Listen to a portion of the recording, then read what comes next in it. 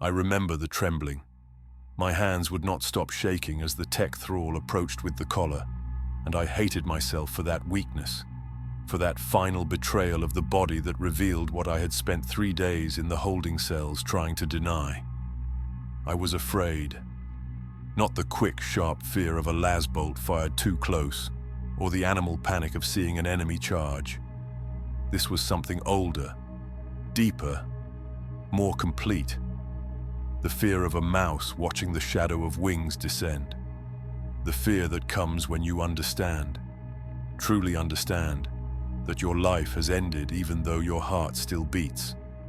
The collar was heavier than I expected, cold against the freshly shaved skin of my neck, the metal seeming to drink the warmth from my flesh.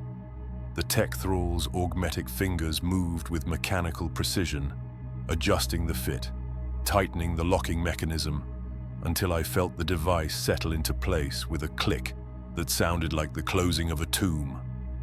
For a moment, nothing. Then a slight hum, so faint I thought I might be imagining it. The sound of a detonator coming to life, of explosives primed and waiting.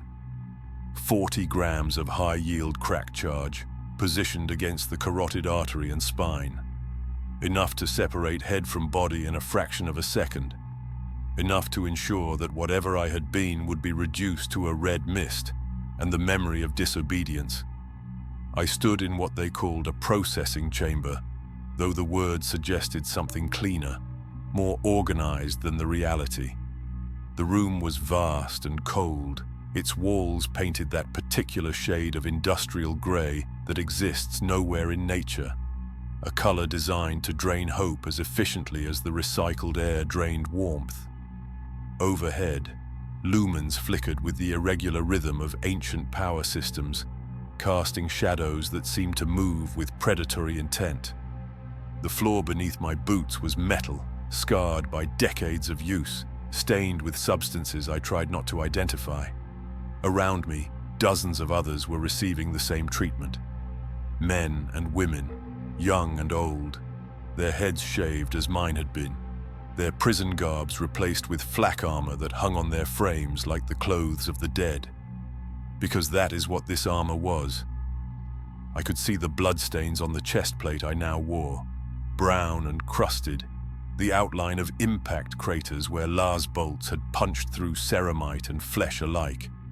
The previous owner had no further use for it. Now it was mine, an inheritance of violence passed from corpse to condemned. The smell was overwhelming in its complexity. Fear sweat, thick and sour, the product of bodies pushed beyond the normal limits of terror. Disinfectant, harsh and chemical, used liberally but ineffectively to mask the underlying scent of human misery. Gun oil and promethium, the perfume of the Imperium's war machine. And underneath it all, something else. Something like meat left too long in a warm room. The smell of endings. At the far end of the chamber, elevated on a platform that allowed him to survey his new acquisitions, stood a commissar. He did not move. He did not speak. He simply watched with eyes that held no curiosity, no judgment, no recognition that the figures before him were human at all. His uniform was immaculate, his bolt pistol holstered but visible, his hand resting casually near the detonator control unit that hung from his belt. A small device, no larger than a data slate, that contained within its simple interface the power of immediate execution. One button press, one transmitted signal, and any collar in this room could be triggered.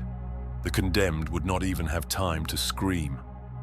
I tried to swallow, and found the collar made the simple act strange, its presence a constant reminder against my throat. The weight was not merely physical, though that was significant enough. 40 grams of explosive, the housing mechanism, the electronic components. Together they pulled at my neck with insistent gravity. But the true weight was something else entirely. It was the weight of ownership, of being property, of having one's existence reduced to a single function. I was no longer a person with a name, a history, a future of possibilities. I was ammunition, a bullet with a pulse, a weapon system that required feeding and minimal maintenance until the moment of its deployment and inevitable destruction. The collar was warm. Not cold, as metal should be, but warm against my skin, as if it had absorbed heat from somewhere, or generated it from within. It felt alive in a way that made my stomach turn. Hungry, waiting, patient in the way that predators are patient, knowing that time favors them, that eventually all prey stumble, all resistance fails, all lives end in the moment of consumption. A woman 3 places to my left began to weep. Soft, quiet sobs that echoed strangely in the vast chamber. No one moved to comfort her. No one spoke.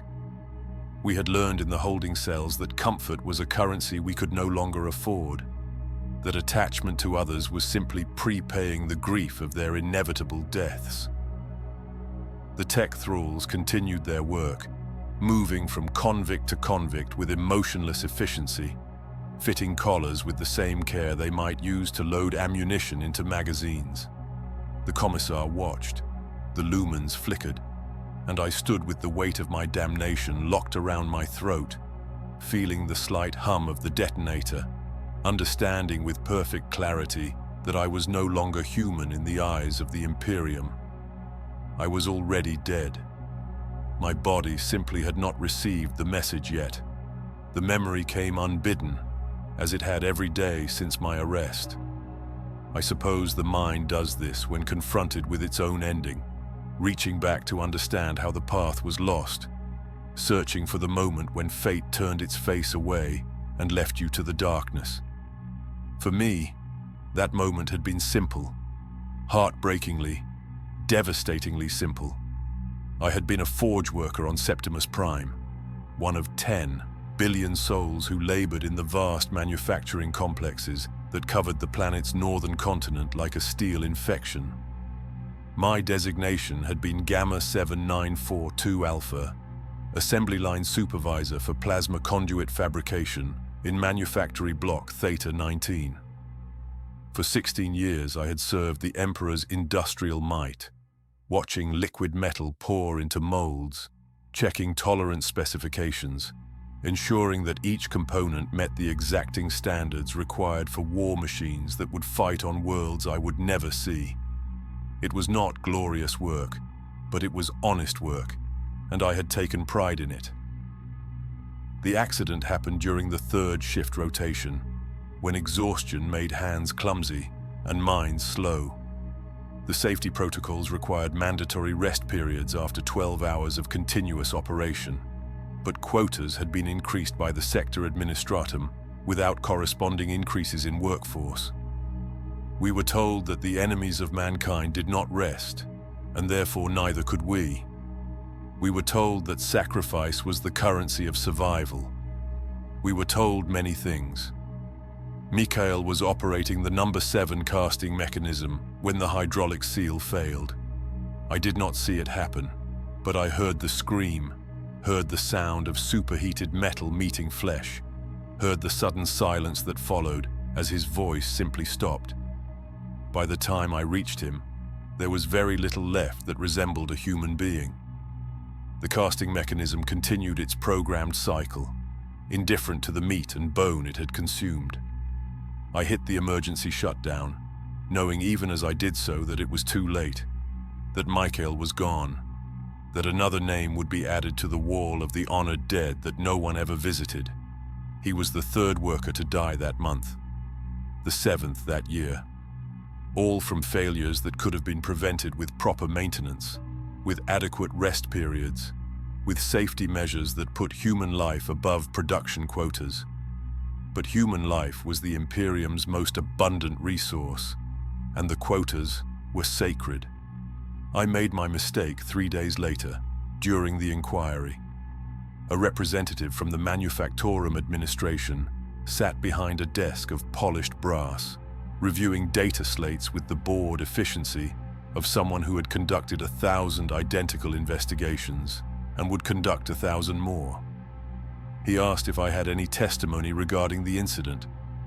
I should have said no. I should have understood that testimony was not actually desired, that the inquiry was a formality, a ritual performed to satisfy some distant bureaucratic requirement before operations resumed. Instead, I told the truth. I explained about the maintenance schedules that had been deferred to meet quotas. I mentioned the requests for additional safety equipment that had been denied. I provided documentation showing the pattern of accidents, the correlation between increased production demands and worker fatalities. I suggested, respectfully, that perhaps the lives of the Emperor's faithful servants deserved consideration alongside the needs of production efficiency. The administrator looked at me for the first time. His eyes were augmented, one organic and tired, the other a clicking mechanical apparatus that whirred as it focused. When he spoke, his voice carried the weight of absolute certainty, the tone of someone reciting scripture that could not be questioned. You suggest that the manufacturum's production quotas are in error. These quotas are set by the sector administratum. The sector administratum operates under the authority of the planetary governor. The planetary governor serves at the pleasure of the Departamento Munitorum. The Departamento Munitorum enacts the will of the High Lords of Terra. The High Lords of Terra speak with the voice of the Emperor himself. Therefore, to question production quotas is to question the Emperor's will. This is heresy through insubordination. I tried to explain that I had questioned not the Emperor but merely the implementation of his will by fallible human administrators. The distinction was meaningless. In the Imperium's vast machinery of control, there is no space between questioning policy and questioning faith. To suggest that those in authority might be wrong is to suggest that the entire hierarchy of command might be fallible, and if that hierarchy is fallible, then perhaps the God who sits atop it is something less than divine. The logic was circular, inescapable, deadly. The trial was conducted in the same office, lasting perhaps 10 minutes. No defense was offered because none was permitted. No witnesses were called because no witnesses were relevant. The administrator consulted his data slate, made several notations with a stylus, and pronounced sentence without once looking directly at me. Guilty of heresy through insubordination. Guilty of spreading discontent among the Emperor's workforce. Guilty of prioritizing individual life above collective duty. The sentence is death, commuted to redemption through service in a penal legion. May you find in death the loyalty you failed to demonstrate in life. I remember the hollow feeling that spread through my chest as the words reached my ears. Not surprise, exactly. Some part of me had known the moment I opened my mouth that I was speaking my own execution order, but knowing intellectually and feeling the reality are different things. My life had ended. Everything I had been, everything I might have become. All of it erased by a few honest words spoken to a man who had never wanted to hear them. The guards came within the hour. There was no time to gather possessions, no opportunity to send messages to family. I simply ceased to exist as Gamma 7942 Alpha, forge worker and loyal citizen, and became Convict 9773, property of the Departamento Munitorum, sentenced to serve until death or redemption, whichever came first. Everyone knew which came first. The transport ship was called the Penitent's Burden, though I only learned this from stenciled letters on a bulkhead, half obscured by rust and decades of grime. Names seemed important to the Imperium's bureaucracy, even for vessels designed solely to carry the damned to their appointed deaths. We were loaded into its belly like cargo, which is precisely what we were. Hundreds of convicts, chained in groups of 10, marched through corridors that grew progressively darker and narrower until we reached the holding decks deep within the ship's bowels. There were no windows, no viewports to watch our world recede into the black. No last glimpse of sky or sun, or anything that might remind us we had once lived in light. Just walls of corroded metal, floors slick with condensation, and substances better left unexamined, and the constant thrumming vibration of engines pushing us through the void toward whatever hell served as our destination. The air tasted of recycled breath and despair, thick enough that breathing felt like drowning. They packed us into cages welded directly to the deck, each one designed to hold perhaps 20 people in conditions that might charitably be called cramped.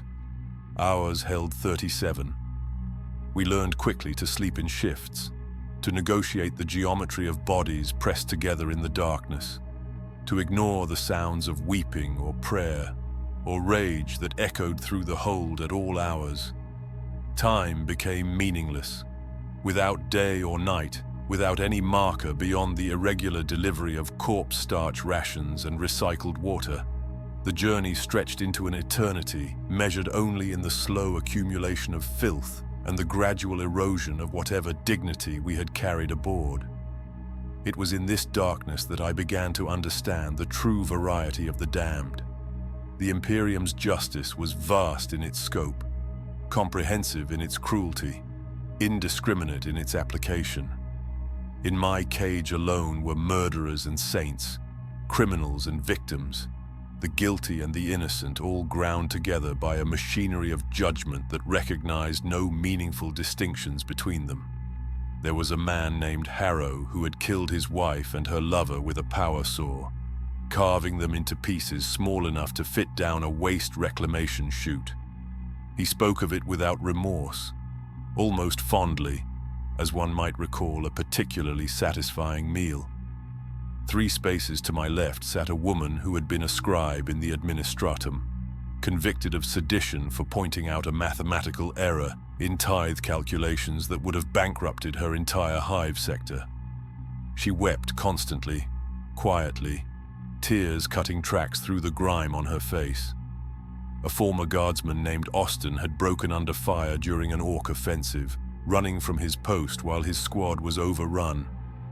He carried his cowardice like a physical weight, unable to speak of it directly, but returning to it constantly in oblique references, as if confession might somehow absolve what judgment had already condemned. Beside him sat a tech priest who had been caught pursuing research into xenotech artifacts, his augmetic voice crackling with static as he explained in precise detail exactly which Mechanicus protocols he had violated and why they were stupid. Most remarkable was a man who introduced himself simply as Governor Marcellus. He had ruled an agri-world in the Segmentum Pacificus, responsible for the lives of 8 billion souls and the food production that sustained an entire subsector's war effort. His crime had been failure to meet tithe quotas after a blight destroyed 40% of his world's crop yield. He had begged for extensions, for reduced quotas, for any accommodation that might prevent mass starvation. The administratum's response had been efficient. They removed him from office, sentenced him to penal service, and installed a replacement who met quotas by reducing the population through systematic culling. The tithes were satisfied. Marcellus wore his fall from absolute power to absolute powerlessness with a kind of stunned disbelief, as if he still could not quite comprehend how quickly the Imperium discarded even those who had served it faithfully. We shared our stories in whispers during the long hours of darkness, each confession a small rebellion against the anonymity of our damnation. In speaking our crimes and circumstances aloud, we reasserted that we had been people once, that our lives had contained meaning beyond the cold summary of our convictions.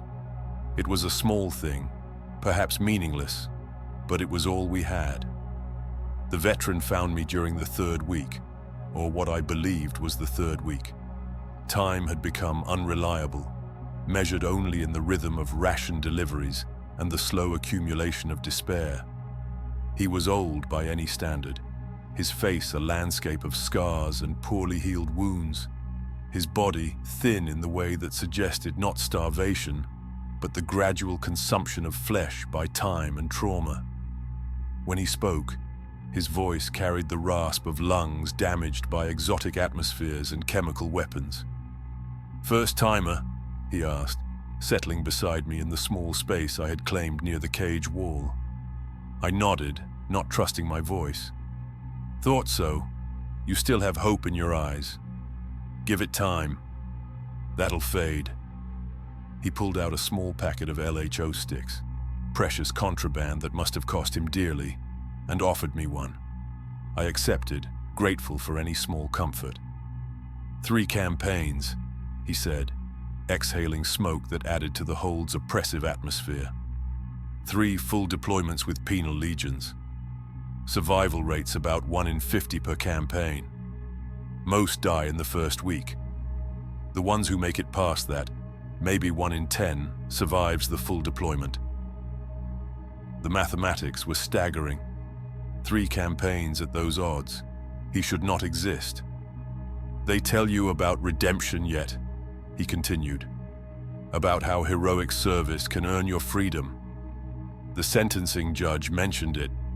He laughed, a sound like breaking glass. "They always do. It's technically true. Earn enough commendations, survive enough suicide missions, prove yourself valuable enough, and they'll take the collar off." Hope stirred despite my best efforts to suppress it. "You've seen it happen?" "Twice. Both men volunteered for another deployment within a month." He took another drag, his eyes distant. "See, that's the part they don't tell you. By the time you earn redemption, you're not fit for anything else. Regular guard won't take you. Civilian life's impossible. You become the collar, even after they remove it." The hope died as quickly as it had sparked. "So why are you here?" I asked. "Why come back for a 4th campaign?" He smiled, and it was the saddest expression I had ever seen. "Because I've got nowhere else to go." The veteran's words stayed with me through the remaining weeks of transit, a poison that worked slowly through my thoughts, killing whatever remnants of hope had survived the sentencing. By the time the ship's engines changed their pitch and the guards began herding us toward the deployment bays, I had achieved something approaching acceptance. Not peace, never peace, but the hollow understanding that comes when all alternatives have been exhausted and only one path remains. The planet was called Gehenna Tertius, a name that showed either an administrator's sense of irony or a complete lack of imagination. We emerged from the penitent's burden into air that tasted of ash and promethium, under a sky the color of old bruises. The staging ground stretched before us like a vision of some particularly uninspired hell. Thousands of prefabricated structures arranged in precise grid patterns, training fields scarred by explosives and lass fire, and everywhere the bodies of condemned souls moving in formations that mimicked military order. This was the 73rd Penal Legion, and I was looking at my brothers in damnation for the first time. They numbered in the thousands, perhaps 10,000 souls, perhaps more, organized into companies and platoons and squads with the same structure that governed regular Imperial Guard formations. But the resemblance ended at organization. Where proper Guard units carried themselves with at least the pretense of pride, these moved with the shuffling gait of men who knew themselves to be temporary, already counted among the dead in whatever calculations determined the Imperium's strategic objectives. Their uniforms were mismatched, scavenged from a dozen different regiments and conflicts. Their weapons showed signs of heavy use and minimal maintenance. And around every neck, the collar, that constant reminder of our status as property rather than soldiers. The officers stood apart, easily identifiable by their slightly better equipment and the absence of collars around their throats. Some wore the insignia of Imperial Guard regiments, their original units visible beneath crude attempts to deface old honors. These were the washouts, the failures, the men who had been offered the choice between execution for incompetence and service commanding the damned. They had chosen to survive, and their eyes showed what that choice had cost them. Others wore no previous allegiance, their uniforms bearing only the skull and chains of the penal legions. These had volunteered for this duty. They were worse than the failures, their faces showing a particular hunger that I had seen before in men who enjoyed watching things die. The Imperium found use even for sadists, provided their cruelty could be properly directed. And everywhere, the commissars, more than I had ever seen in one place, their black uniforms and skull-faced caps, a constant presence on every training field, in every barracks block, along every avenue between structures. Their hands never strayed far from the detonator units at their belts, those small devices that held the power of instant execution. I watched one trigger a collar during our first assembly, a convict who had moved too slowly when ordered to formation. The man's head simply vanished in a spray of red mist, his body collapsing like a puppet with cut strings. The commissar who had killed him made a notation on a data slate and moved on. No one broke formation. No one protested. We had learned our first lesson. Compliance was not optional, and death was always immediate. Training began the next morning, though calling it training felt like a mockery of the word. We were not being taught to survive. We were being taught to die effectively, to maximize the value of our deaths in service to objectives we would never fully understand. The instructors, themselves penal legionnaires who had survived long enough to be granted this dubious promotion, explained the doctrine with brutal honesty. "You are mine, Clearance," one of them said, a woman whose face bore burn scars in the pattern of a Chaos brand that had been crudely removed. "You will advance across suspected minefields at a run. Those who trigger mines will identify their positions for engineers following behind you. Those who survive will continue advancing. This is your purpose." We practiced this, running across fields where actual mines had been planted at reduced density. The explosions were smaller than true anti-personnel weapons, designed to maim rather than kill, but they served their purpose.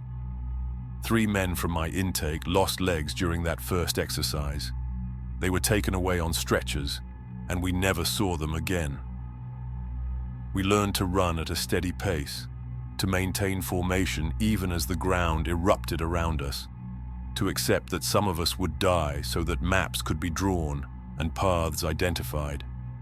We learned to assault fortified positions with minimal fire support, our bodies serving to draw enemy attention and expend their ammunition.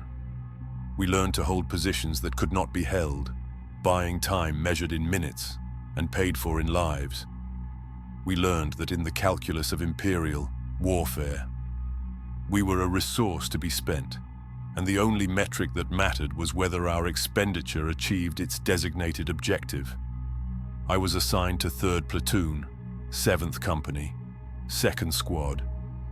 There were 20 of us initially, a number that would prove optimistic. Harrow was there, the murderer from the transport, his skill with weapons making him valuable despite his complete lack of remorse. Governor Marcellus had been placed with us as well, his former administrative experience apparently qualifying him for nothing in particular. Others came from backgrounds I never fully learned, their crimes and histories mattering less with each day of brutal training. There was a boy named Cale, though calling him a boy felt ungenerous to someone who had probably seen his 18th year. He had been a guardsman, conscripted from a hive world, and sent to fight Eldar raiders on the eastern fringe. When his entire platoon was slaughtered in an ambush, he had done what instinct demanded and run. The commissar who found him hiding in a ventilation shaft gave him 2 choices: execution or the penal legions. He chose life, not understanding that he had simply chosen a slower death. We gravitated toward each other during the rare moments between training. 2 people who had committed the crime of being human in an imperium that demanded something more and something less than humanity. We shared rations, splitting the tasteless corpse starch into more manageable portions. We watched each other's backs during exercises where live ammunition was used to encourage proper combat awareness, pulling each other down when instructors fired over our heads, and learning to distinguish between shots meant to terrify and shots meant to kill. "Think we'll make it?" Kyle asked one night, his voice barely audible over the sounds of other convicts sleeping or weeping in the darkness of our barracks. I thought about the veterans' words, about the mathematics of survival, about the fact that we were being trained not to live but to die with maximum efficiency. I thought about telling him the truth. Instead, I lied. "Maybe, if we're smart, if we're lucky." He smiled, grateful for the comfort even if neither of us believed it. In the morning, training would resume. The commissars would watch. The collars would hum with patient hunger, and we would learn new ways to die in the Emperor's name, each lesson bought with blood, and the small mercy that at least we would not die alone. The training lasted 6 weeks, though by the end I could no longer be certain of the count. Time had become measured in bruises and near misses, in the names of convicts who disappeared during exercises and never returned. Kyle and I survived through caution and luck in roughly equal measure, learning to anticipate the instructor's cruelty, to recognize the signs that preceded live fire drills, to move with the efficient desperation of those who understood that every moment might be their last. We told ourselves we were becoming soldiers. We were wrong. We were becoming ammunition that could follow orders. The deployment came without warning, as I would learn everything in the penal legions came without warning. We were roused before dawn by guards who moved through the barracks with shock mauls, herding us toward the landing fields where Valkyries and Chimeras waited in long rows. There were no speeches, no prayers for the Emperor's blessing, no officers explaining the strategic importance of what we were about to do. We were simply loaded into the transports like cargo, packed so tightly that breathing became a conscious effort, and lifted into a sky that had not yet decided whether to commit to daylight. Through the small viewport near my position, I caught glimpses of the world below. Gehenna Tertius fell away, revealing itself as even more desolate than the staging ground suggested. Ash wastes stretched to every horizon, broken only by the skeletal remains of industrial complexes and the occasional crater large enough to swallow a city block. This had been a forge world once, productive and prosperous. Some war had reduced it to this, and now it would be our proving ground. The sergeant who briefed us during the flight was a penal legionnaire himself, his collar visible beneath his slightly better equipment. He spoke with the mechanical precision of someone who had delivered this speech many times before and expected to deliver it many times again. Objective is an industrial sector designated as Target Zone Epsilon 7. Orcs have fortified the area. Regular guard units require a cleared approach vector. We will provide that clearance by advancing through the sector and identifying defensive positions through contact engagement. Collars are set to proximity mode. Maintain forward momentum or face automatic detonation. Fall back from the advance line and face automatic detonation. The only acceptable direction is forward. The Emperor protects. The last phrase was delivered without conviction, a ritual utterance that fooled no one. The Emperor might protect, but not us. We were already sacrificed, our deaths simply awaiting their appointed moment. The landing was hard, the Valkyrie touching down in what might once have been a loading yard and was now simply open ground pockmarked with shell craters. The ramps dropped, and we poured out into air that reeked of promethium and something else, something organic and wrong. The orcs were close. I could smell them before I could see them. That distinctive reek of fungus and aggression that marked the greenskin presence. The advance began immediately. No time to orient, no moment to gather courage or calm racing hearts. The commissars were already moving along the line, their detonator units visible, their expressions making clear that hesitation would not be tolerated. We moved forward into the ruins of the industrial sector, our formation loose but maintained by the simple fact that spreading out meant triggering our collars, and death meant nothing accomplished. The first shots came from everywhere and nowhere. Las bolts sparked against the ruins around us, and heavier weapons began to speak with voices that sounded like tearing metal. I saw Harrow go down, the murderer from the transport ship taking a round through his throat that reduced his voice to a wet gurgling. He clutched at the wound uselessly, drowning in his own blood, and we left him because stopping was death, and death at least would be quick. Kyle was beside me, his laser gun raised, his face showing the kind of terror that comes when training fails to prepare you for the reality of violence. He was shouting something, perhaps a prayer, or perhaps simply wordless fear given voice. I never learned which. The orc weapon that found him was what they called a big shooter, a crude but effective automatic cannon that fired rounds the size of a human fist. The burst caught him across the midsection and simply tore him in half. I saw it happen, saw his body come apart like wet paper, his legs collapsing in one direction while his torso fell in another, saw the expression of surprise on his face, as if he could not quite comprehend what had been done to him, saw the steam rising from his opened body in the cool morning air. He did not scream. Perhaps there was no time, or perhaps the shock was so complete that pain could not register. He simply stopped being Kyle and became meat. I kept moving, not from courage, not from any particular desire to achieve the objective, but because my body understood what my mind could not yet process. Stopping meant joining him. The collar around my neck hummed its patient reminder. Forward. Always forward.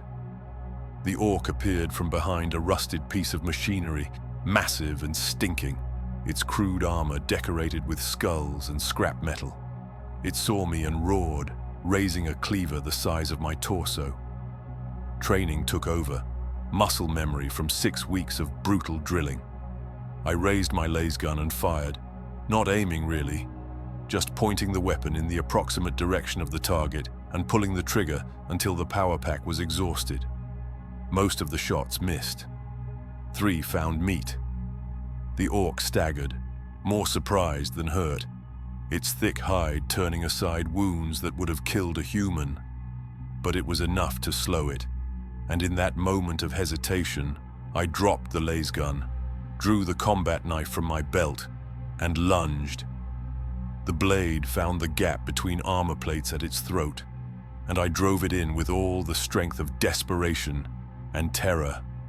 Hot blood sprayed across my face, smelling of copper and fungus. The orc fell, taking me with it, and I stabbed again and again until the body stopped twitching. My first kill.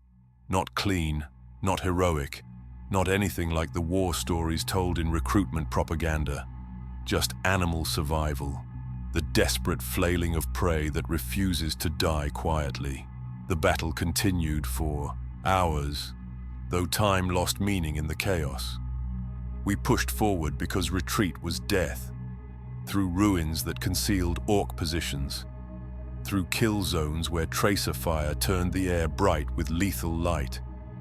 Governor Marcellus died when he stepped on a mine that training had taught us to recognize, but terror made invisible.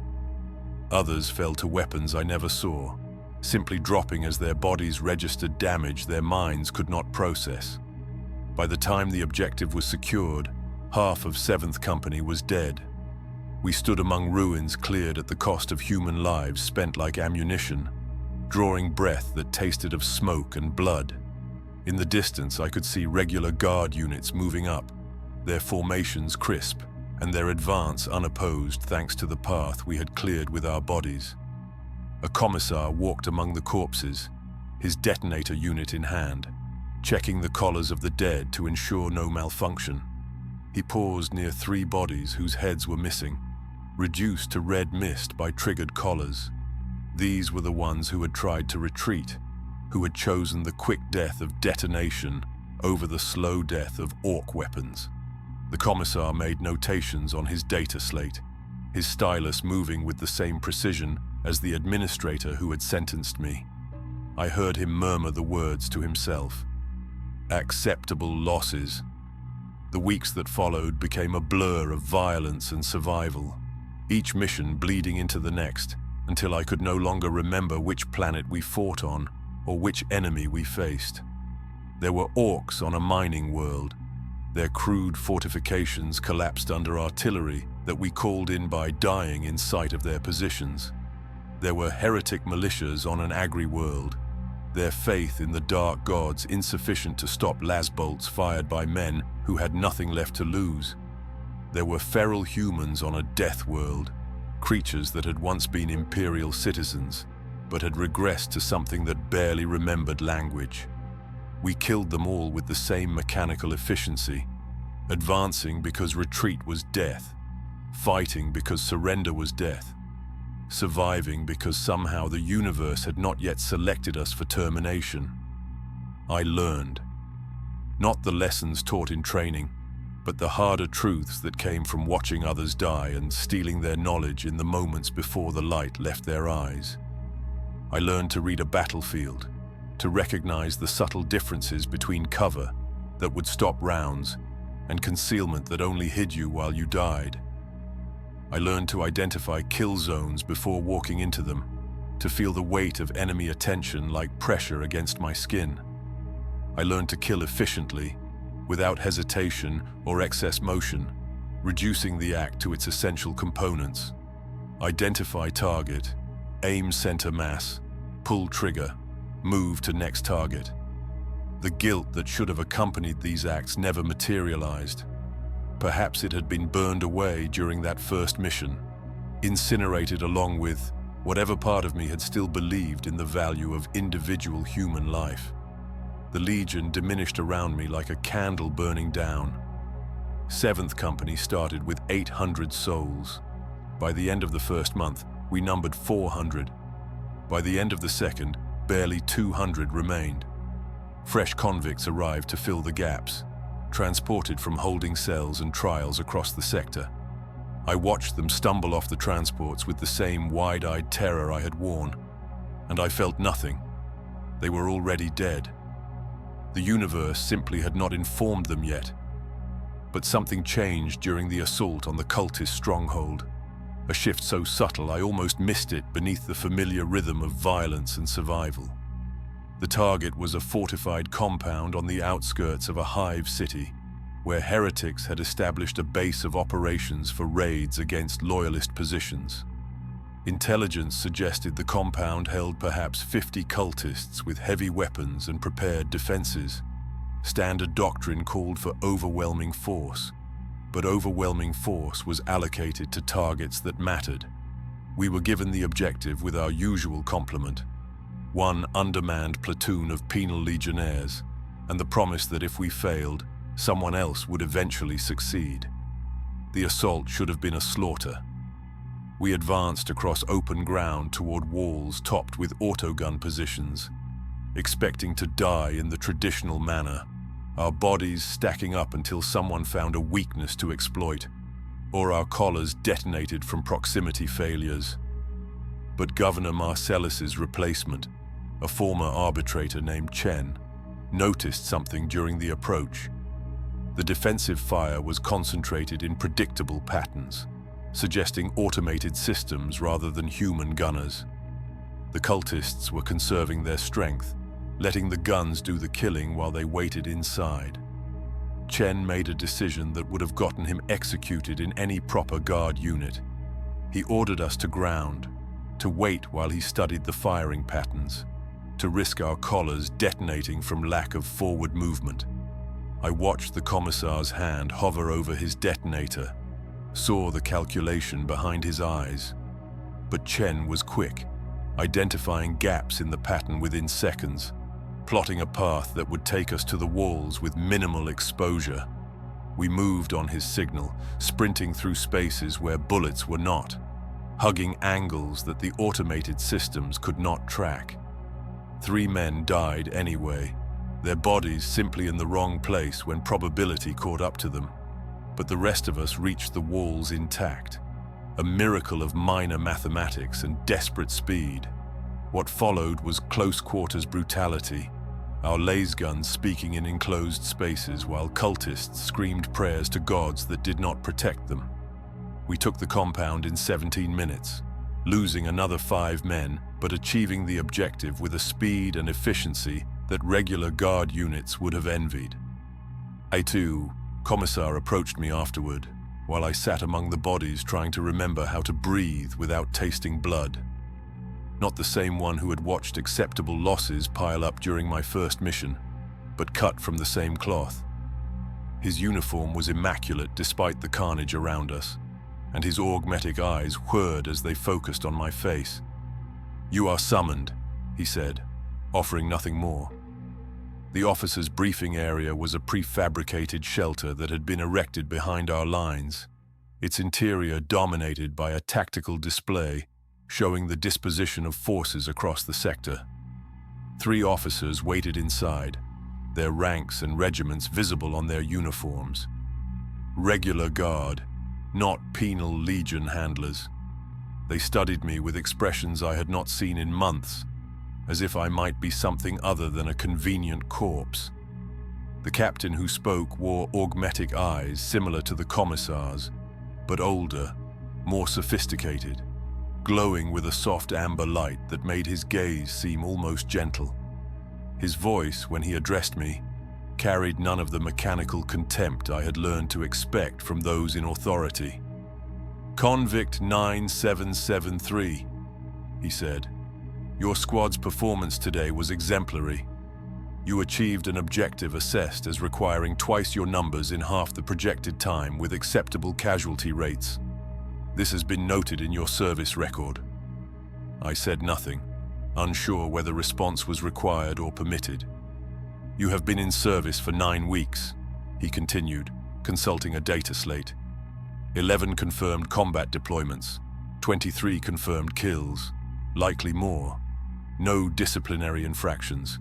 These facts suggest you possess both competence and reliability, qualities that are valued even in penal formations." He paused, and something in his manner suggested the words that followed were important, that I should attend to them with whatever capacity for hope remained.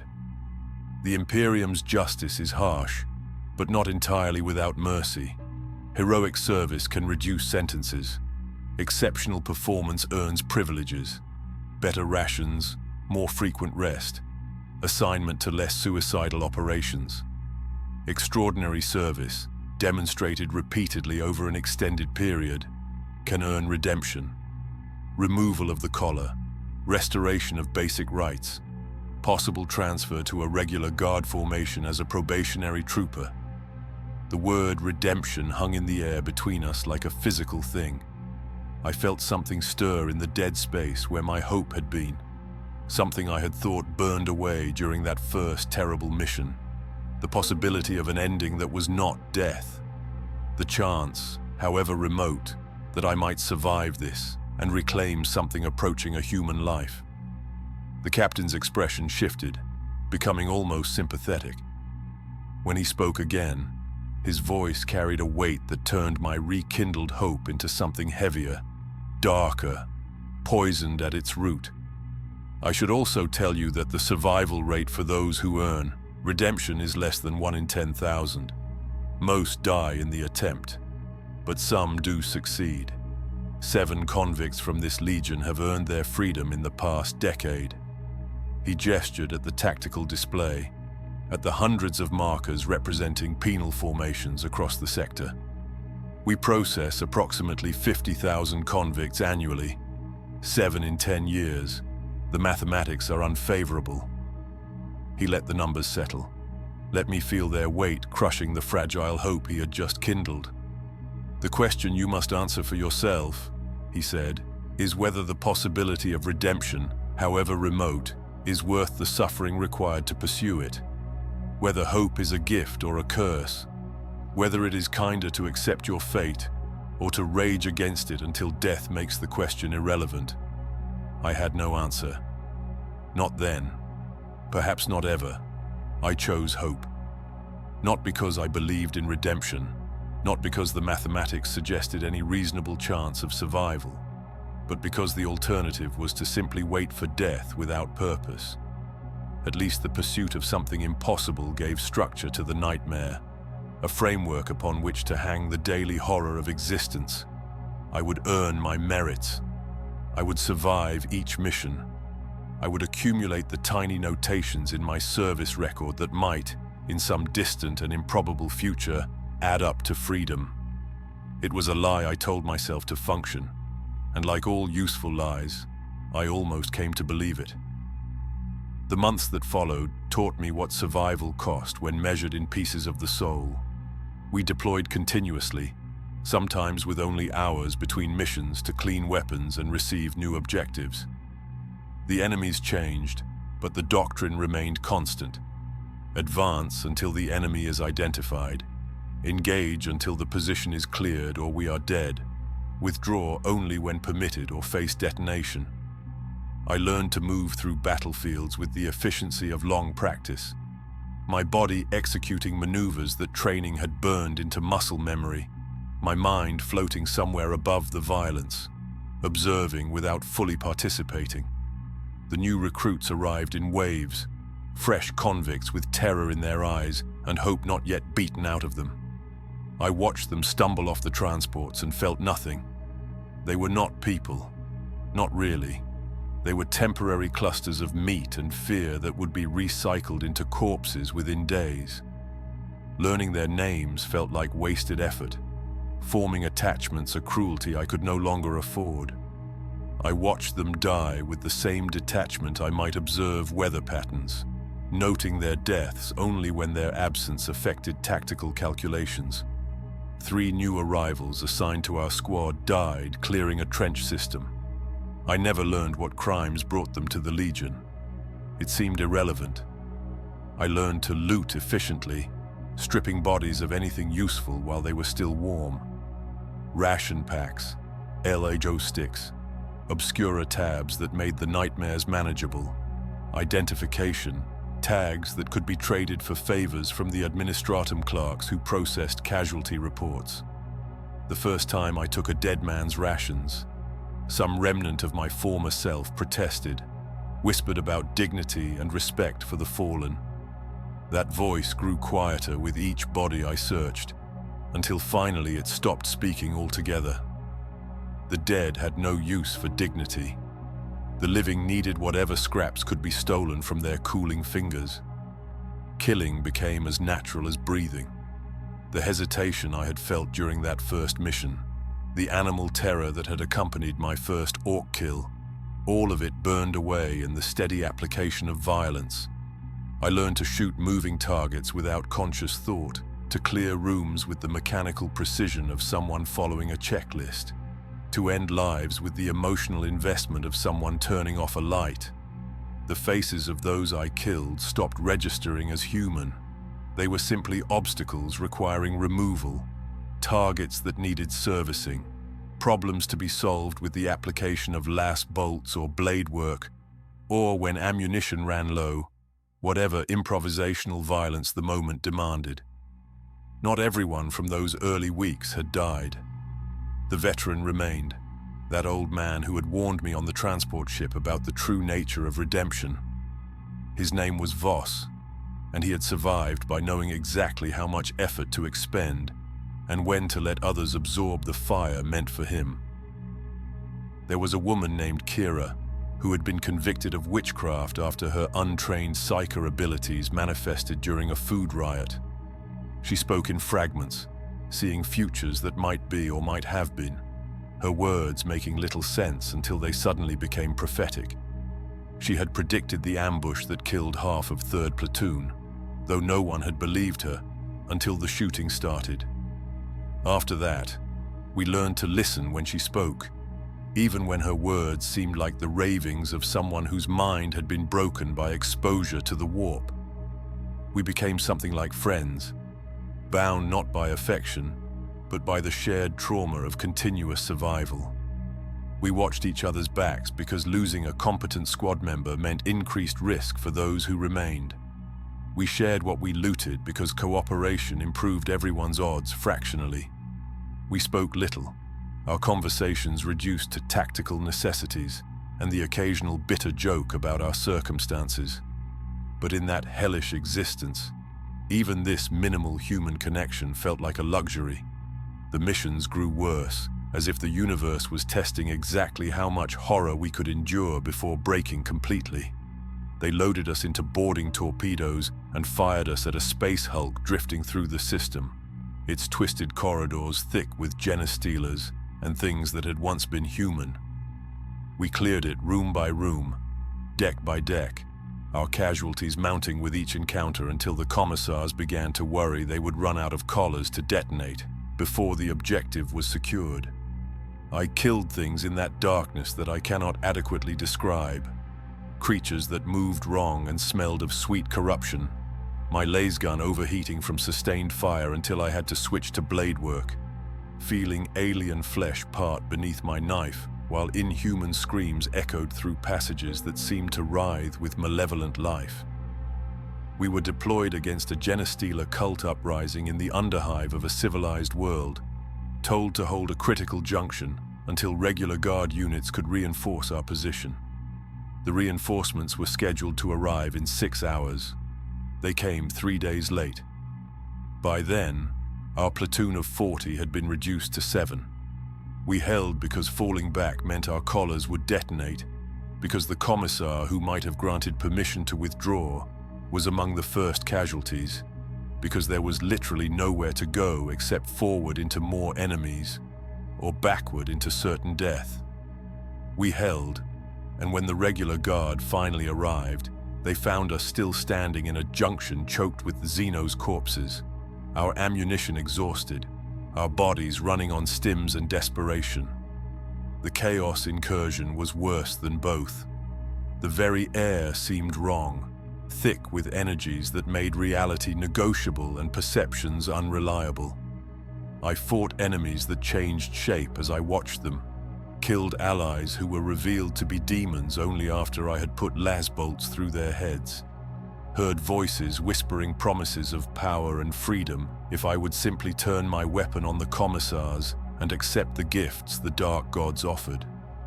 I rejected those whispers not from loyalty or faith, but because I no longer possessed enough imagination to believe that freedom was possible under any circumstances. With each mission survived, small merits appeared in my service record. Commendations for valor, notations of exceptional performance, citations for objectives achieved beyond projected parameters. They accumulated slowly, a handful of marks spread across months of continuous horror. Theoretically, they counted toward redemption. Theoretically, enough of them would eventually add up to freedom. But I noticed something terrible happening beneath the surface of survival. The person I had been before the collar was dying. That forge worker who had cared about unsafe conditions and the lives of his fellow laborers felt like a character from a story someone else had told me long ago. I could no longer access the emotions that had driven me to speak truth to power, could no longer remember what it felt like to care about justice or fairness, or the value of individual human life. I had become efficient, cold, perfectly adapted to an existence measured in body counts and tactical achievements. The collar around my neck was not the only thing making me a slave. I had enslaved myself to the logic of survival, and that slavery was more complete than any explosive device could enforce. The rare moments of rest were almost worse than combat. During missions, the body and mind stayed occupied with the mechanics of survival, leaving no space for contemplation or memory. But in the intervals between deployments, when we sat in holding areas waiting for the next transport to carry us toward the next approximation of hell, there was nothing to do but think. And thinking, I had learned, was a dangerous luxury for those who wished to maintain their sanity. 6 months. I had survived 6 months of continuous combat deployment with the 73rd Penal Legion. By any reasonable standard, I was a veteran now. though the word felt obscene when applied to someone whose primary qualification for survival was luck and the willingness to become something monstrous. The collar around my neck had become so familiar that I sometimes forgot it was there. Its weight integrated into my sense of self, like an extra organ or a parasitic growth that had fused with my spine. We were on a troop transport between operations, granted 72 hours of rest while the Munitorum coordinated our next deployment. The hold was crowded with survivors from various companies, men and women who had achieved the statistical improbability of living long enough to require rest rather than replacement. Voss sat nearby, cleaning his lasgun with the methodical care of someone who had performed this ritual thousands of times. Kira slept fitfully in the corner, her lips moving in silent conversation with futures only she could perceive. I found myself sitting beside the old veteran, watching his scarred hands move across weapon components with practiced efficiency. 6 months had given me perspective I lacked during our first conversation on the prison transport. Then, he had been an impossible figure, a man who had survived what should not be survivable. Now I understood exactly how he had managed it, because I had learned the same lessons written in the same alphabet of blood and compromise. "You're still here," I said, breaking the comfortable silence that had existed between us. Voss glanced up, his weathered face creasing into something that might have been a smile on someone who remembered how to form the expression properly. "Observant. 6 months hasn't dulled your tactical awareness. You said you'd done 3 campaigns. That was 6 months ago." "Did I? Memory gets unreliable after a while. Maybe it was 4 campaigns. Maybe 5. He returned his attention to the lasgun, his fingers working the bolt mechanism with gentle precision. "Does it matter? You also said you had nowhere else to go. I didn't understand what you meant then. And now?" I thought about the person I had been before the collar, that forge worker who had believed in justice and the value of human life. That person was dead, murdered by the necessities of survival and the slow accumulation of horror that rewired neural pathways and redefined the boundaries of acceptable behavior. I had become efficient at killing, comfortable with violence, numb to death in ways that would make integration into civilian life impossible, even if such a thing were offered. Now, I think I'm starting to understand. Voss finished reassembling his weapon and set it aside, turning to face me fully. His eyes, which I had initially taken for merely tired, revealed themselves as something else entirely. Empty. Not the emptiness of exhaustion, but the deeper void that comes when everything that might fill a human soul has been carefully, systematically removed. "Ask me the question you've been wanting to ask since the captain mentioned redemption. Did you ever try to earn it?" He laughed, and the sound was like breaking glass, sharp and wrong and painful to hear. "Try?" I succeeded, earned my commendations through heroic service, accumulated enough merits over the course of 37 months to qualify for sentence reduction and collar removal.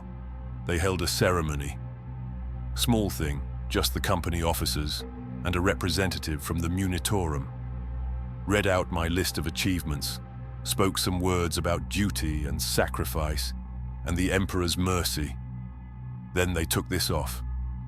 He reached up and touched the collar around his neck. For a moment I did not understand.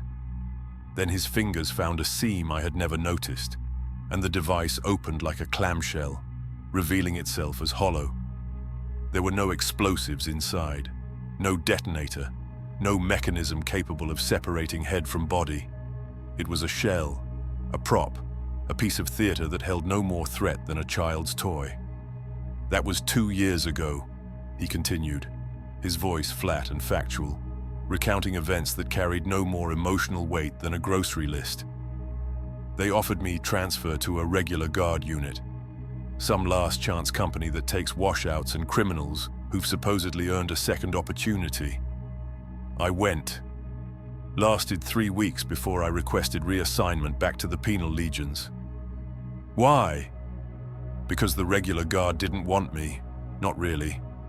I was too brutal for their discipline, too damaged for their camaraderie, too broken to fit into any structure designed for people who still believed humans had inherent value.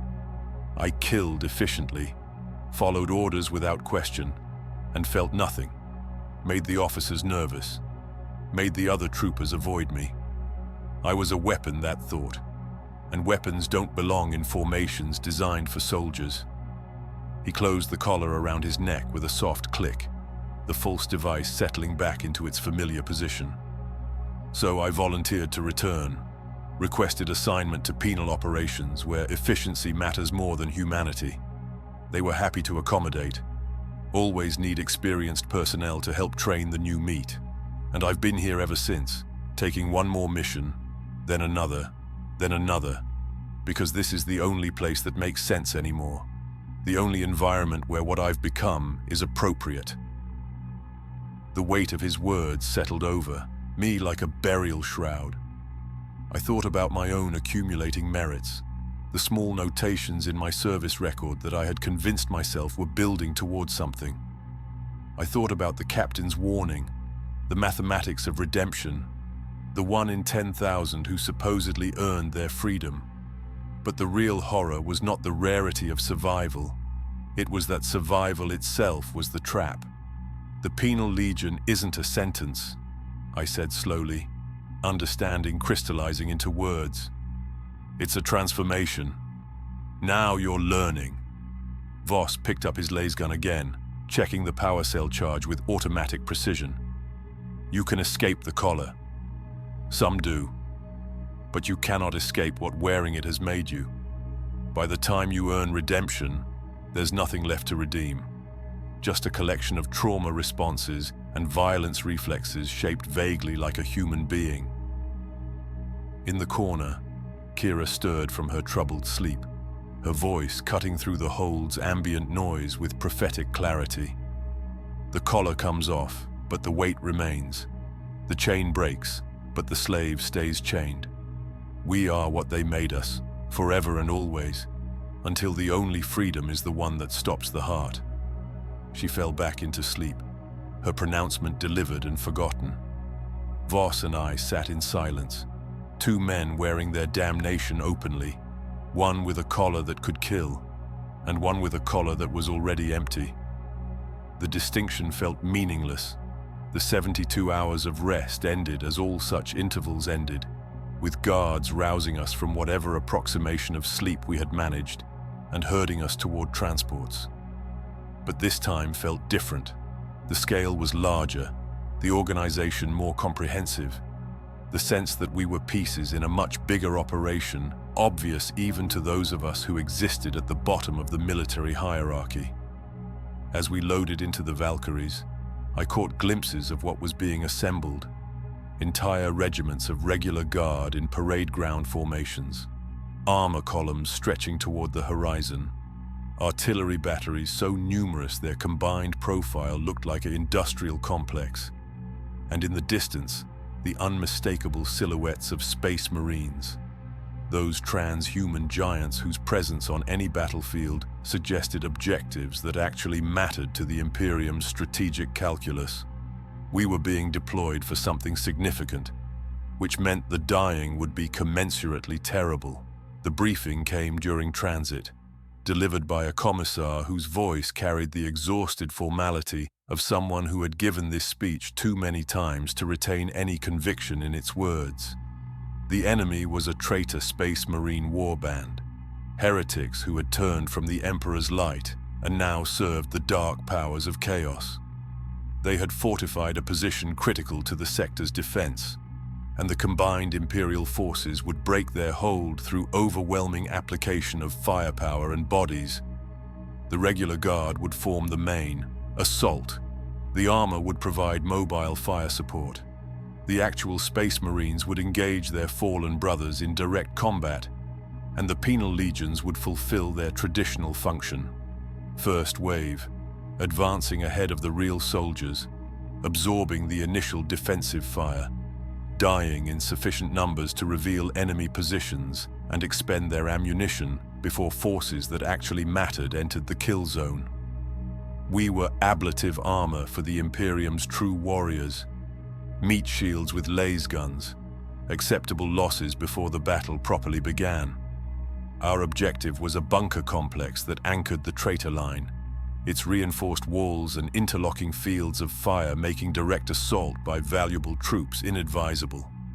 We would assault it instead, spending our lives to determine exactly how many heavy weapons covered the approaches and where the gaps in their coverage might exist. Standard doctrine, standard suicide. Kira began speaking during the final approach, her voice cutting through the Valkyrie's engine noise with the peculiar clarity that accompanied her prophetic episodes. I see fire that turns the sky white. I see bodies that fall like rain. I see the moment of ending for each of us, written in the angles of trajectory and the mathematics of explosion. Her eyes found mine, and for the first time since I had known her, I saw something like pity in her expression. You survived this. But survival is the cruelest fate of all. Voss checked his laser gun with the same methodical precision he always employed, his movements suggesting neither fear nor anticipation, but simply the mechanical preparation of someone executing a familiar routine. When he noticed me watching, he shrugged, the gesture encompassing our entire situation with economic eloquence. Every mission's the last one, until you wake up and discover it wasn't. Then you do it again. As the Valkyrie descended toward our deployment zone, I felt something shift inside whatever remained of my consciousness. Not surrender exactly, not acceptance in any positive sense, but a kind of terrible clarity that came from finally releasing the last fiction I had maintained. There would be no redemption. The merits accumulating in my service record were not building toward freedom, but simply measuring the distance I had traveled from anything recognizably human. Hope was not a gift, but a torture device, keeping me attached to a future that could not exist, a restoration that was impossible, even if I somehow survived long enough to qualify for it. I chose to stop hoping. Not to run, because the collar prevented that option, and the commissars stood ready to trigger any deviation from the advance. Not to surrender, because that earned only a bolt round through the skull, but to abandon the lie that this existence could end in anything but death, to accept that I was already dead in every way that mattered, to find in that acceptance a kind of freedom that hope had denied me. The ramp dropped, and we poured out into hell-made manifest. The traitor Space Marines had prepared their defenses with the expertise of beings who had spent centuries perfecting the art of slaughter. Heavy bolters opened fire before our boots touched ground, their massive rounds tearing through our formation like invisible scythes through wheat. Autocannons spoke with deeper voices, their shells exploding in airburst patterns that turned entire squads into red mist. Las cannons lanced through the smoke, their focused beams punching fist-sized holes through armor and flesh with equal ease. The sky turned white with tracer fire, every path forward illuminated by streams of ammunition, seeking targets among our ranks. We advanced because retreat meant collar detonation, and stalling meant death from enemy fire. The mathematics were simple. Forward was the only direction that might contain survival, however improbable. The squad died around me in the order Kira had foreseen but not specified. A man whose name I had never learned took a bolter round to the chest that detonated inside his torso, reducing him to component parts scattered across a 10-meter radius. Chen, the former arbitrator who had led our assault on the cultist compound, died when an autocannon shell removed his head with surgical precision. Others fell to weapons I never identified, their deaths too quick for conscious registration. Kira died praying, her voice raised in supplication to an emperor who had never answered her pleas for mercy, who had allowed her persecution as a witch and her conscription into this hell. A las cannon found her mid-prayer, and whatever words she intended to speak were lost as her body simply ceased to exist in any coherent form. Voss died laughing. I heard it over the chaos of battle, that distinctive sound like breaking glass. Perhaps he had finally heard the punchline to some cosmic joke the universe had been building toward. Perhaps he had simply broken in a way that manifested as mirth rather than screaming. The heavy bolter rounds that killed him came from multiple angles, catching him in a crossfire that reduced him to scattered meat, and the laughter died with him. I reached the bunker because probability had not yet selected me for termination. 40 had begun the assault. I was the only one still moving. My laser gun was empty, its power cell exhausted during the advance, but I still carried the crack grenade issued for exactly this scenario, the shaped explosive designed to penetrate reinforced structures. I pulled it from my webbing, activated the detonator and threw it through a firing slit with the mechanical precision of someone executing a checklist. The explosion was contained, channeled inward by the bunker's own structure, killing whoever operated the weapons that had slaughtered my squad. The guns fell silent. The objective was achieved.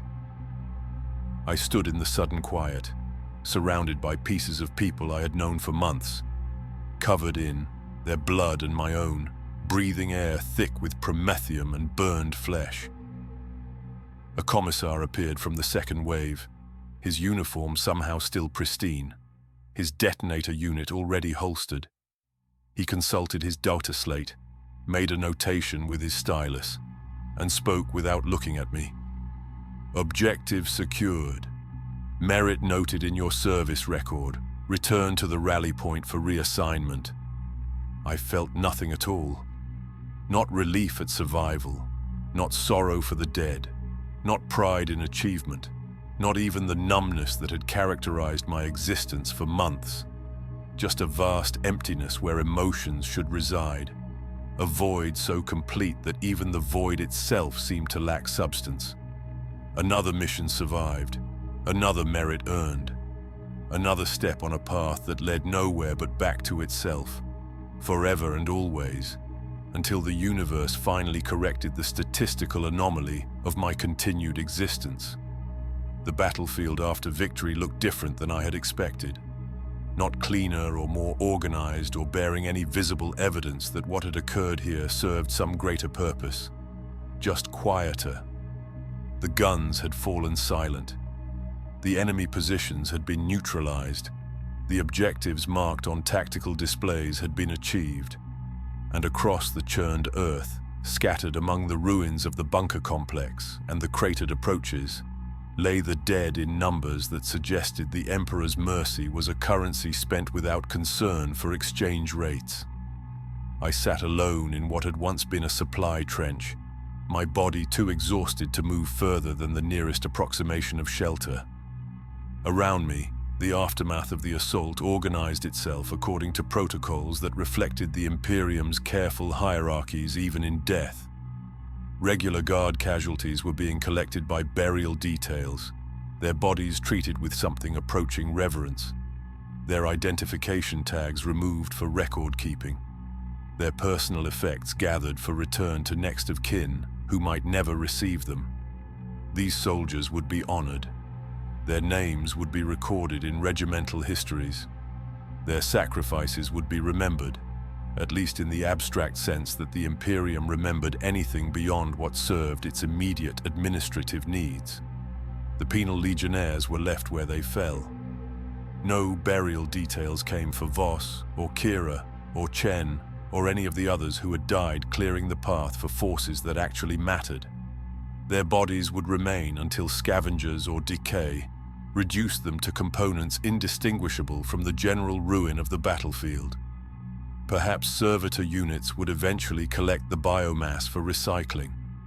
Perhaps they would simply be forgotten, their deaths noted only as statistics in casualty reports that no one would read. The distinction between the honored dead and the expendable dead was absolute, visible in the simple fact of who received burial rites and who was abandoned to rot. I reached up and touched the collar around my neck. My fingers tracing its familiar contours with the automatic gesture of someone checking that a wedding band or charm remained in place. The metal was warm from my body heat, the device so integrated into my physical existence that I barely registered its presence anymore. The weight that had felt so overwhelming during that first moment in the processing chamber, that existential burden that had threatened to crush whatever remained of my humanity, now felt natural.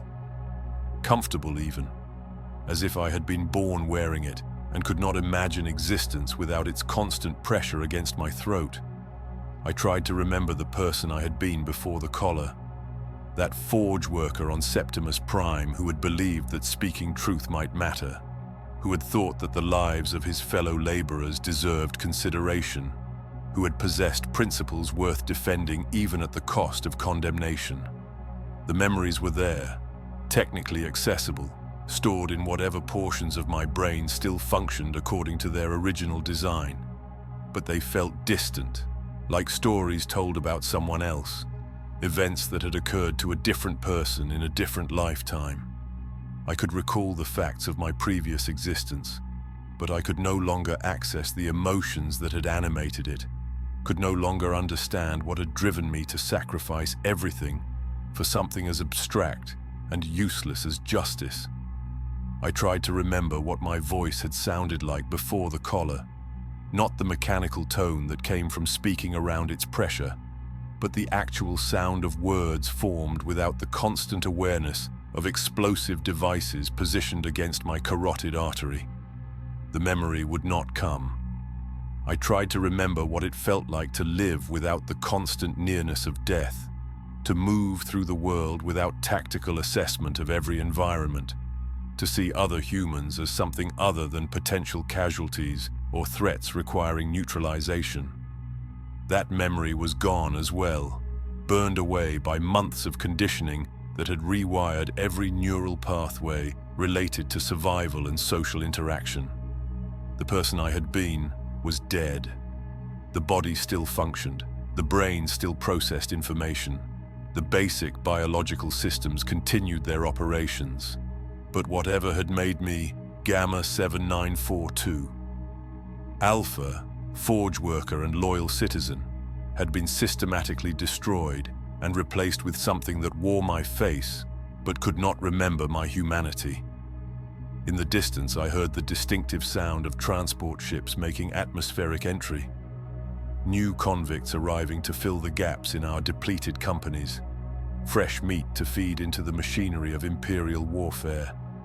They would stumble off those transports with the same terror I had worn, would receive their collars with the same trembling hands, would process their condemnation with the same desperate hope that somehow they might be different, might survive, might earn redemption and return to lives that no longer existed except in memory.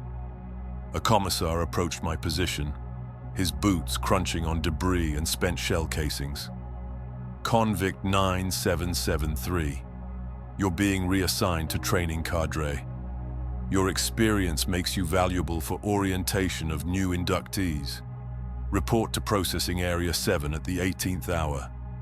I would help train them, would explain the reality of what they had become, would teach them how to die effectively in service to objectives they would never understand.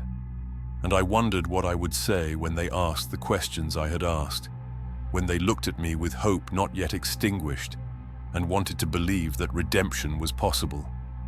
Perhaps I would tell them the truth, that the collar around your neck is not the worst part. The worst part is the day you stop noticing it. The worst part is surviving long enough to become comfortable with your damnation. The worst part is discovering that you can adapt to anything, that human consciousness is infinitely flexible, that given enough time and sufficient horror, you can learn to feel nothing at all. Or perhaps I would say nothing. Let them discover it themselves. Let them walk the same path I had walked, learn the same lessons written in the same alphabet of blood and moral compromise. Truth was not mercy. Sometimes ignorance allowed hope to persist a little longer, and that hope, however false, made the first weeks more bearable. I stood slowly, my body protesting movement after hours of stillness. The collar settled into its familiar position, its weight so integrated into my sense of self that I could no longer distinguish where my body ended and the device began. I thought about the captain's words, about redemption earned through extraordinary service, about the possibility that someday this collar might be removed and I might walk free. And I wondered, if that day ever came, if I somehow beat the impossible odds and earned my freedom, would there be anything left worth redeeming? Or would I simply be Voss, standing in a processing chamber with a ceremonial collar around my neck, volunteering for one more mission because there was nowhere else to go and nothing else left to be? The question had no answer. Perhaps it never had. I walked toward the rally point where survivors were gathering for reassignment, my boots carrying me forward with the mechanical precision of someone executing a familiar routine. The collar hummed its patient reminder. The weight remained. And in the grey eternity between death and life, I continued to exist, neither fully alive nor completely dead, transformed into something the Imperium could use until use itself became meaningless, and only the using remained. This is what happens when you are conscripted into a penal legion. Not death, which would be mercy, but survival without life, existence without purpose, the slow transformation into a weapon that thinks but cannot feel, that remembers humanity but cannot reclaim it, that wears its damnation so long it becomes indistinguishable from identity itself. The collar remains, forever and always, even after it is removed.